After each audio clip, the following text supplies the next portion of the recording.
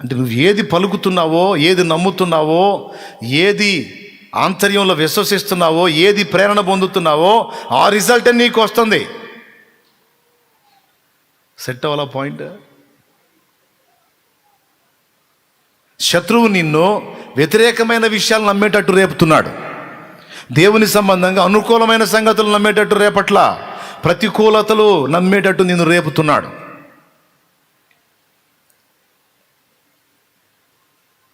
అది నమ్మొద్దు. దేవుని బట్టి ఆశీర్వాదాన్ని నమ్ము, శుభాన్ని నమ్ము, మేలును నమ్ము, జయాన్ని నమ్ము, దీవెనను నమ్ము. ఆశీర్వాదానికి వారసులుగా ఉండడానికి పిలిచాడు మనల్ని. శాపగ్రస్తులుగా, దరిద్రులుగా, దరిద్రగుట్టు స్థితిలో ఉండేదానికి కాదు, ఆశీర్వాదానికి వారసులుగా పిలిచాడు. పరలోకంలో ఆశీర్వాదం, భూలోకంలో కూడా అవసరాన్ని బట్టి కొన్నిసార్లు అగ్ని వంటి శ్రమలు అనుమతించినా అవన్నీ కూడా మేలులుగానే మార్చి అన్ని విషయాలలో మనకు ఆశీర్వాదమే, శాపము లేదు. హల్లెలూయా. ఇది దేవుని వాక్యం చెబుతుంది, దేవుడు అందిస్తున్నాడు. కొన్నిసార్లు అవసరాన్ని బట్టి అగ్ని వంటి శ్రమలు కలిగినా అది కూడా మన విశ్వాస పరీక్షలో పాస్ అవడానికి అనుమతించి, పాస్ అయిన తర్వాత మనకు బహుమానం ఇవ్వడానికి అవసరాన్ని బట్టి కొన్నిసార్లు అనుమతిస్తాడు.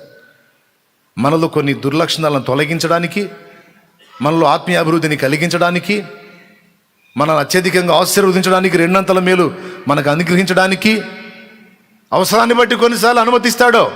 అనుమతించిన దేవుడే అన్ని తీసేస్తాడు. నిందైన, అవమానమైన, అప్పైన, రోగమైన, సమస్యలైన, బాధలైన, కలతలైన, కష్టాలైన, కన్నీళ్ళైన అవసరాన్ని బట్టి అనుమతించబడితే అవసరం అయిపోయిన తర్వాత మొత్తం తొలగించబడతాయి. హల్లెలూయా. నీ పిల్లల మీద శుభాన్ని ప్రవచించు, ఆశీర్వాదాన్ని వెదజల్లు. బలహీనలను సైతం ప్రోత్సహించి బలపరిచి రెల్లులను రాళ్ళులాగా నిలిపినవాడు నా దేవుడు. గాలి కదిలిపోయే రెల్లు లాంటి మనస్తత్వాలు కలిగిన వాళ్ళని రాతి వలని స్థిరపరిచిన వాడు నా దేవుడు. ముఖ్యంగా శాపాన్ని ఎదురు చూడటం, కీడుని ఎదురు చూడటం, కీడుని పలకటం, జరిగిద్దేమో అని విశ్వసించటం, దాని గురించి భయపడటం, ఇలా చేస్తున్నప్పుడు కలవరానికి గురై కలవరంలో ఉండి ఆ కీడును కూర్చున్న కలవరంలో మనం మునిగి తేలుతున్నాం అనుకో, మన మన మన మన పేరు కింద ఏం రాస్తాడు తెలుసా దేవుడు? ఇప్పుడు షాలేము రాజు అనేవాడు ఒక కీడు విషయమే కలవరపడుతున్నాడు అనుకో, అమ్మో ఇట్లా జరిగేటట్టుంది, అట్లా జరిగేటట్టుంది, ఇట్లా జరిగేటట్టుంది, కలవరపడుతున్నాడు అనుకో. ఈ కలవరపడేవాడు షాలేము రాజు అనుకో, షాలేము రాజు అని బ్రాకెట్లో అవిశ్వాసి అని రాస్తాడు, లేకపోతే అల్ప విశ్వాసి అనైనా రాస్తాడు. కనీసం అవిశ్వాసి అని ఎగ్దం రాయిపోయినా అల్ప విశ్వాసి అనైనా రాస్తాడు. ఎందుకంటే యెషయా గ్రంథంలో చెప్పాడు కదా, విశ్వసించువాడు కలవరపడడు, కలవరపడేవాడు విశ్వసించట్లేదు. అయిపోయే విశ్వసించేవాడు కలవరపడ్డాడంటే విశ్వాసం ఉంచనివాడు కలవరపడుతున్నాడు. అప్పుడు కలవరపడేవాడు ఎవరు? కీడును ఎదిరించేవాడు ఎవరు? కీడును ఎదురు చూసేవాడు ఎవరు? కీడును పలికేవాడు ఎవరు? చూడు ఎటుపోతుందో వ్యవహారం. కాబట్టి విశ్వాసమునకు కర్త, దాన్ని కొనసాగించేవాడైన యేసు వైపు చూస్తూ, శత్రువుని ముందుకు తీసుకొచ్చే ప్రతికూలతలు, సమస్యలు, బాధలు, రోగాలు, ఇరుకులు, ఇబ్బందులు, కలతలు, ఆత్మీయ జీవితంలో కూడా దిగజారిన స్థితి. నేనేందో ఒకప్పుడు అట్లా ఉండేవాడిని, ఇట్లా అయిపోయాను, ఏందో ఇంకా దిగజారేటట్టున్నాను, నేనేందో దిగజారిపోతున్నాను, ఒకప్పుడు అట్లా ఉండేదాన్ని ఇట్లా అయిపోయాను, ఏందో ఇంకా దిగజారిపోయేటట్టున్నాను, ఏందో ఇంకా బలహీనమయ్యేటట్టున్నాను, నేను ఇంకేందో లేచేటట్టు కనపట్లేదు.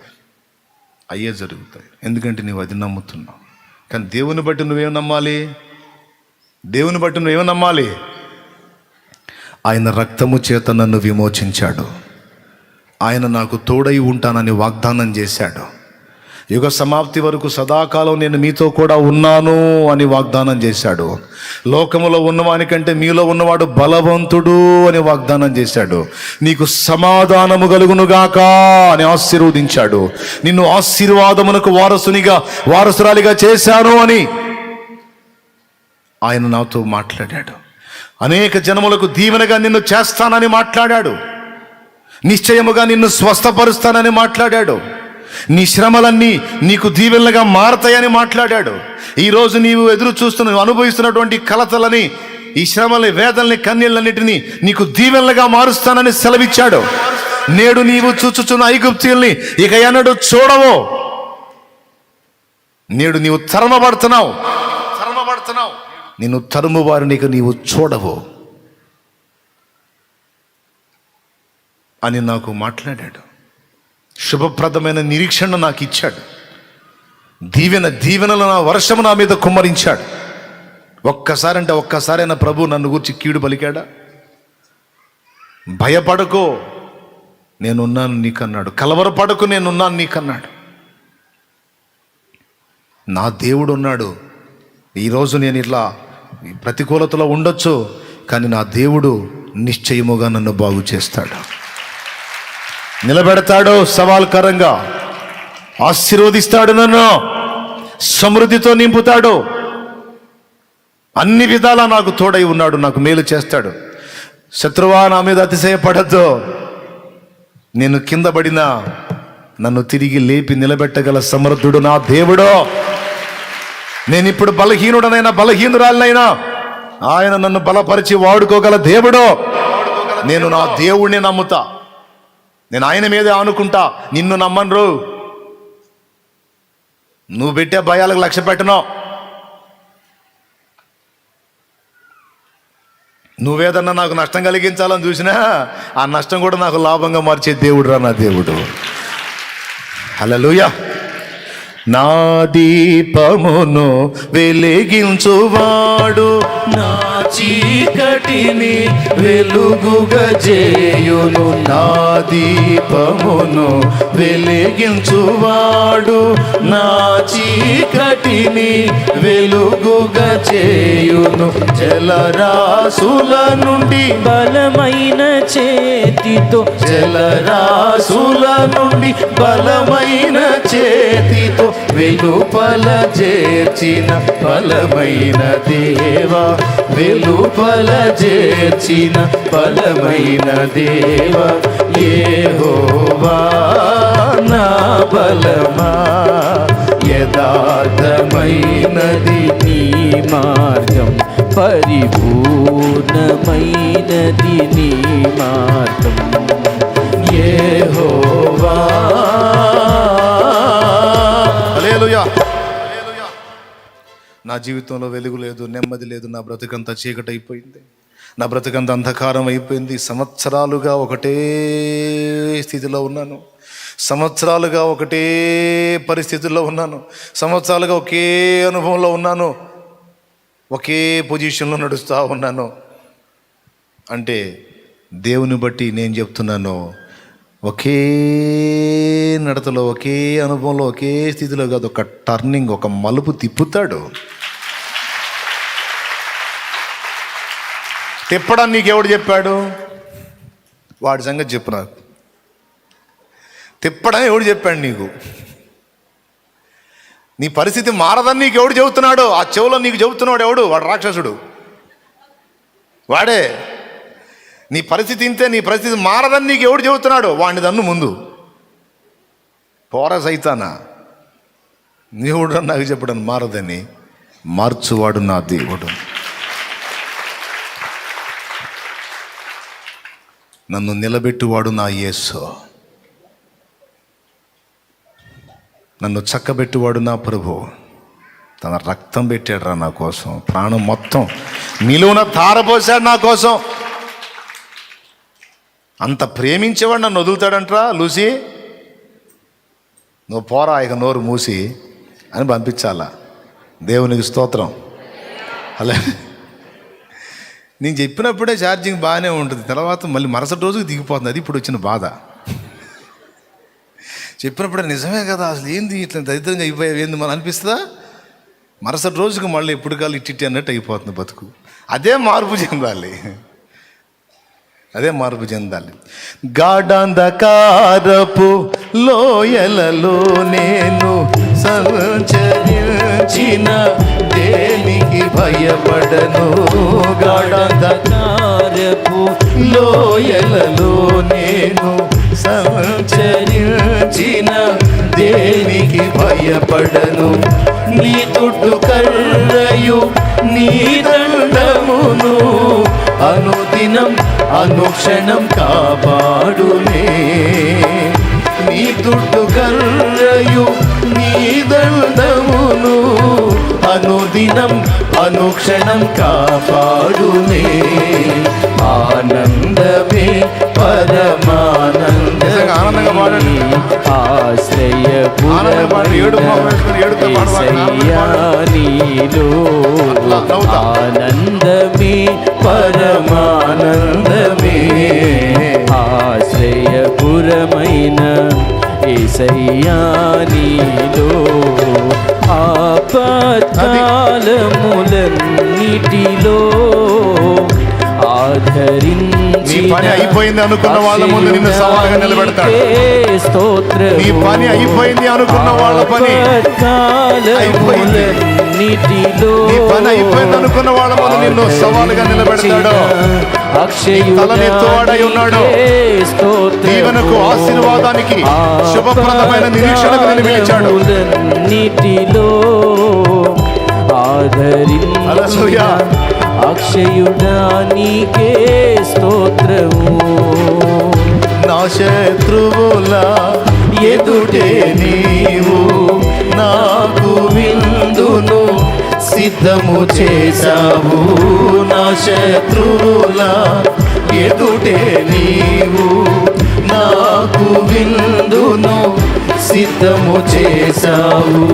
నీతో నేను నీ మందిరములో నివాసము చేసేద చిరకాలము. నీతో నేను నీ మందిరములో నివాసము చేసేద చిరకాలము. ఆనందమే పరమానందమే. ఆశ్రయపురమైన యేసయ్యానిలో ఆనందమే పరమానందమే. ఆశ్రయపురమైన యేసయ్యానిలో. ఆలోచనలు పుట్టిస్తుందాడే, తలంపులు పుట్టిస్తుందాడే, దిగజారుస్తుందాడే, మనం కీడును పలికేటట్టు చేస్తుందాడే, కీడును ఎదురు చూసేటట్టు చేస్తుందాడే, కీడు రప్పిస్తుందాడే. దేవుడికి అయ్యే మనం ఏమి నమ్ముతున్నాం, ఏది ఎదురు చూస్తున్నామో దేవుడికి చెప్పి మరి తీసుకొస్తున్నాడు వాడే. ఇవ్వద్దు వాడికి అవకాశం. ప్రభు ఉన్నాడు మనకి. ఎంతమంది నిశ్చయంగా ఉన్నారు? నాకు నా యేసయ్య ఉన్నాడు. భరోసా ఎంతమందికి ఉంది? ఎంతమంది హృదయాలు తేలిగ్గా ఉన్నాయి క్రీస్తుని బట్టి?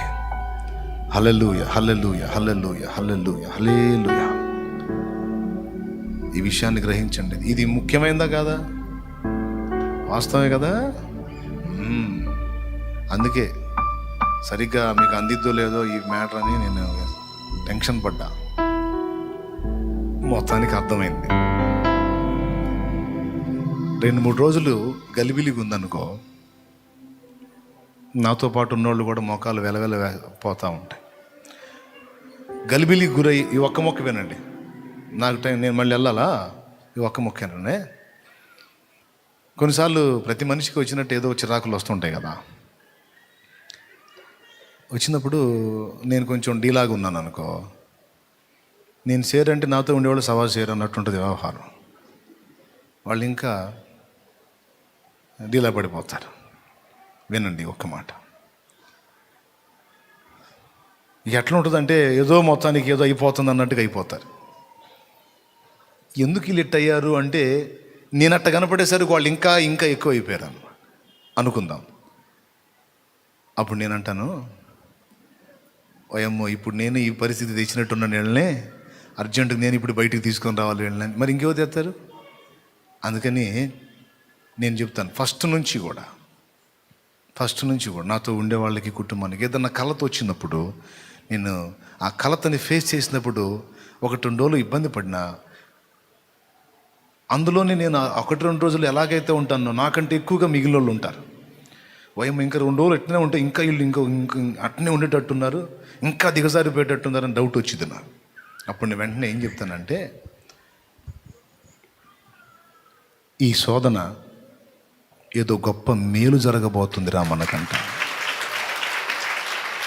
ఈ ఇబ్బంది ఏదో గొప్ప మేలుకు తీసుకెళ్తుందిరా మనల్ని. ఏదో చేయబోతున్నాడు రా దేవుడు, బలమైన కార్యం చేయబోతున్నాడు అనగానే మొఖాలు వెలిగిపోతాయి, ఒక్కొక్కడి మొత్తాన్ని వెలిగిపోతాయి. చిత్రం చెప్పనా, దేవుని కృపను బట్టి ఆ పలికినట్లే జరిగిద్ది. దేవుని దయతో పలికినట్టే జరిగిద్ది. హల్లెలూయా. నిజంగానే ఇప్పటివరకు మిస్ అవ్వాల. 1-2 రోజులు కలతతో కృంగిన,